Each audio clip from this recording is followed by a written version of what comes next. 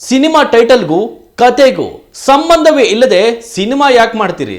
ಕಾಲಪತ್ತರ್ cinema ಬಲರಾಮನ ಆದಿನಗಳು. ಈ ಸಿನಿಮಾದ ಅಣೆಬರಹ ಏನಾಗಲಿದೆ?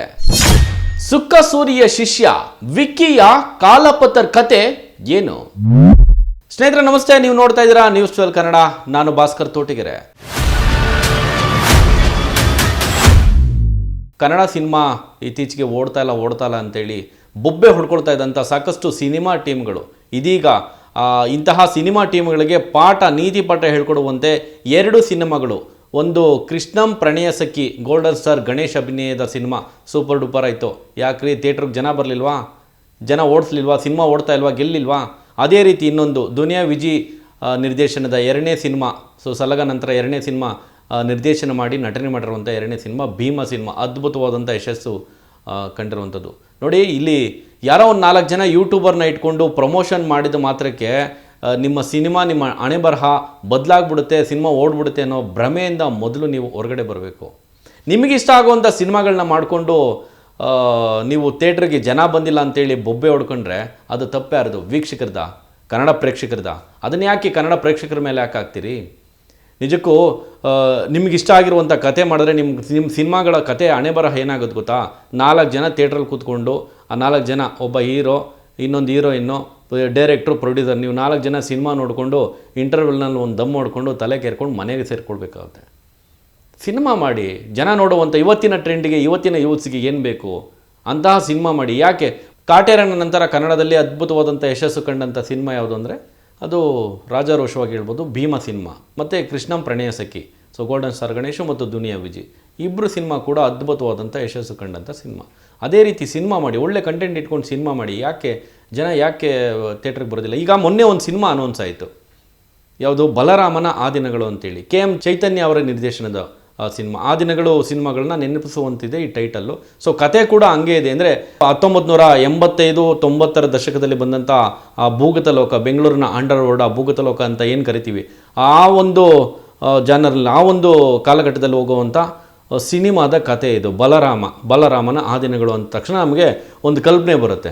ಬಲರಾಮನ ಆದಿನಗಳು ಅಂದರೆ ಬಲರಾಮ ಅನ್ನುವಂಥ ರೌಡಿ ಇದ್ದ 90ರ ದಶಕದಲ್ಲಿ. ಬಲರಾಮ ಎಂತಹ ದೈತ್ಯ ರೌಡಿ ಅಂದರೆ ಸ್ವತಃ ಏನು ಕೊತ್ವಾಲ್ ರಾಮಚಂದ್ರ ಆಗಿರ್ಬೋದು, ಅಥವಾ ಮುತ್ತಪ್ಪರ ಆಗಿರ್ಬೋದು, ಅಥವಾ ಕೊರಂಗು ಕೃಷ್ಣ ಆಗಿರ್ಬೋದು, ಈಗ ಸಾಕಷ್ಟು ಜನ ಈತನನ್ನು ನೋಡಿದ್ರೆ ನಿಜಕ್ಕೂ ಅಂತಹ ದೈತ್ಯ ರೌಡಿಗಳೇ ಹೆದರುವಂತಹ ದೈತ್ಯರಿಗೆ ದೈತ್ಯ ರೌಡಿ ಅಂತ ಹೇಳ್ಬೋದು ಬಲರಾಮ. ಅಂತಹ ಒಂದು ಬಲರಾಮನ ಕತೆ ಇಟ್ಕೊಂಡು ಈಗ ಬಲರಾಮನ ಆದಿನಗಳು ಚಿತ್ರವನ್ನು ತೆರೆ ಮೇಲೆ ತರೋದಕ್ಕೆ KM ಚೈತನ್ಯ ಅವರು ಸಕಲ ಸಿದ್ಧತೆ ಮಾಡ್ಕೊಂಡಿದ್ದಾರೆ ಅಂತ ಕಾಣಿಸುತ್ತೆ. ಬಲರಾಮನ ಇನ್ನೂ ಒಂದಷ್ಟು ಹೇಳಬೇಕು ಅಂದರೆ, ಬಲರಾಮನ ಒಂದಷ್ಟು ಒನ್ಲೈನ್ ಸ್ಟೋರಿ ಹೇಳ್ಬೇಕಂದ್ರೆ, ಈತ ನೋಡೋದಕ್ಕೆ ಅವತ್ತಿನ ಕಾಲಘಟ್ಟದಲ್ಲಿ 1990ರ ದಶಕದಲ್ಲಿ ಹೀರೋ ಥರನೇ ಇದ್ದಂಥ ಏಕೈಕ ರೌಡಿ ಅಂತ ಹೇಳ್ಬೋದು. ಭಾಳ ಸ್ಫುರದ್ರೂಪಿ, ನೋಡೋದಕ್ಕೆ ಸಿನಿಮಾ ಹೀರೋ ಥರ ಇದ್ದಂಥ ಹಾಳು, ಮೈಕಟ್ಟು ಕೂಡ ಅಷ್ಟೇ ಅದ್ಭುತವಾಗಿತ್ತು. ಈತ ಮೂಲತಃ ಹಾಸನದವನು, ಮದುವೆ ಆಗಿದ್ದು ಬಂದು ಕೊಡಗಿನ ಹುಡುಗಿಯನ್ನು.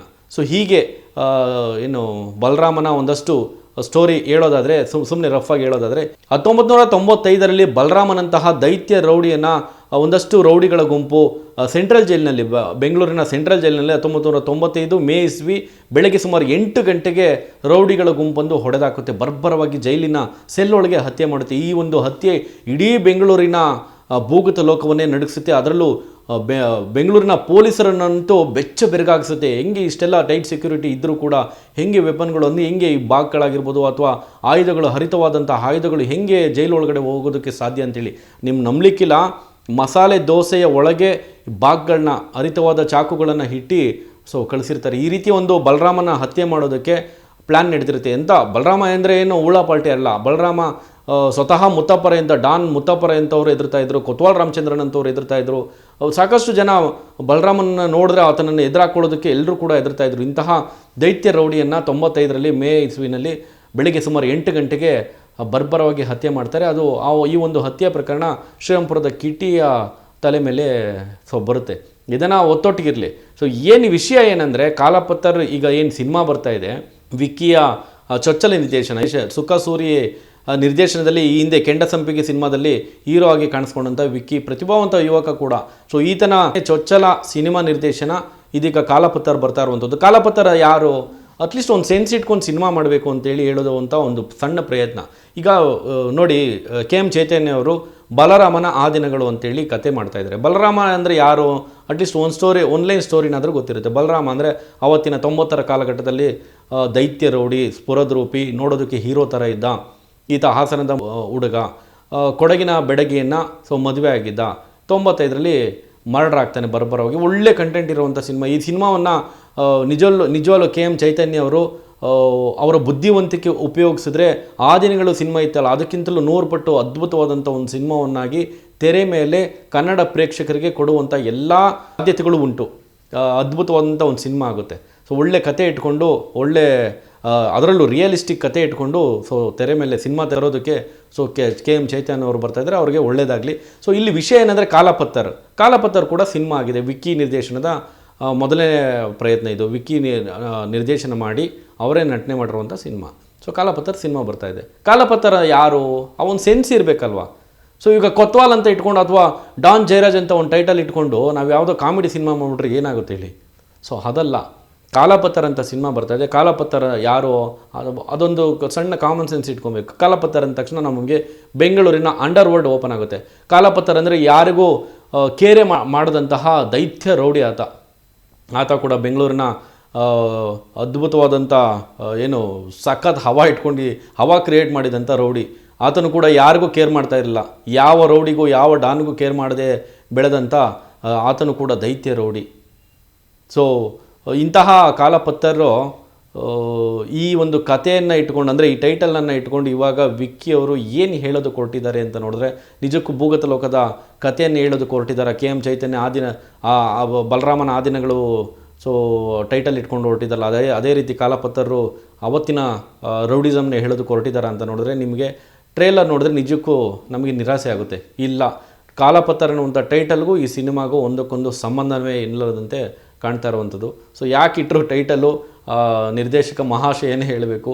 ಇದೇ ತಿಂಗಳು ಇದೆಲ್ಲ ಪಕ್ಕಕ್ಕಿಟ್ಟು ನೋಡಿದ್ರೆ ಕಾಲಪತ್ತರ್ ನಮ್ಮ ಅಪ್ಪಟ ಕನ್ನಡ ಸಿನಿಮಾ, ನಮ್ಮ ಗ್ರಾಮೀಣ ಭಾಗದ ಪ್ರತಿಭೆ ವಿಕ್ಕಿ ನಿರ್ದೇಶನದ ಸಿನಿಮಾ. ಸೆಪ್ಟೆಂಬರ್ 13ನೇ ತಾರೀಕು ರಿಲೀಸ್ ಆಗ್ತಾಯಿದೆ. ಇಡೀ ರಾಜ್ಯಾದ್ಯಂತ ತೆರೆ ಕಾಣ್ತಾ ಇದೆ. ಸಿನಿಮಾ ತಂಡಕ್ಕೆ ಒಳ್ಳೆಯದಾಗಲಿ. ಸಿನಿಮಾ ಟೈಟಲ್ ಶೀರ್ಷಿಕೆ ಈ ರೀತಿ ಇಟ್ಟಿದ್ದಾರೆ ಅನ್ನೋದನ್ನು ಹೊರತುಪಡಿಸಿದ್ರೆ ಸಾಕಷ್ಟು ನಿರೀಕ್ಷೆ ಹುಟ್ಟಾಕಿದೆ. ಸುಖ ಸೂರಿ ಶಿಷ್ಯನ ವಿಕ್ಕಿ ಒಂದಷ್ಟು ಒಳ್ಳೆ ಕೆಲಸಗಾರ, ಸಿನಿಮಾ ಚೆನ್ನಾಗಿ ಬಂದಿರುತ್ತೆ ಅನ್ನುವಂಥ ಎಲ್ಲರಲ್ಲೂ ಭರವಸೆ. ಅನೂಪ್ ಸಿಳ್ ಸಂಗೀತ ನಿರ್ದೇಶನದಲ್ಲಿ ಮೂಡಿ ಬಂದಿರುವಂಥ ಈ ಒಂದು ಸಿನಿಮಾಗೆ ಧನ್ಯ ರಾಮ್ಕುಮಾರ್ ಹೀರೋಯಿನ್ ಆಗಿ ಕಾಣಿಸ್ಕೊಂಡಿದ್ದಾರೆ. ಇನ್ನು ಈ ಒಂದು ಸಿನಿಮಾಕ್ಕೆ ಬಂಡವಾಳ ಹಾಕಿರುವಂಥದ್ದು ಸುರೇಶ್ ಮತ್ತು ನಾಗರಾಜ್ ನಿರ್ಮಾಪಕರು. ಒಟ್ಟಾರೆ ಸಿನಿಮಾ ಒಂದಷ್ಟು ಟೈಟಲ್ಲು ಪಕ್ಕಕ್ಕಿಟ್ಟು ನೋಡಿದಾಗ ಸಿನಿಮಾ ಒಂದಷ್ಟು ನಿರೀಕ್ಷೆ ಹುಟ್ಟಾಕಿದೆ. ನೋಡೋಣ ಜನ ಥಿಯೇಟ್ರಿಗೆ ಯಾವ ರೇಂಜಿಗೆ ನುಗ್ತಾರೆ ಅಂತೇಳಿ. ಸಿನಿಮಾಗೆ ಒಳ್ಳೆಯದಾಗಲಿ. ನೋಡ್ತಾರೆ ಇಂತಹದೇ ಮತ್ತಷ್ಟು ಅಪ್ಡೇಟ್ಸ್ ಸುದ್ದಿಗಳಿಗಾಗಿ ನ್ಯೂಸ್12 ಕನ್ನಡ. TV12 ಕನ್ನಡ, ಇದು ಕನ್ನಡಿಗರ ಧ್ವನಿ.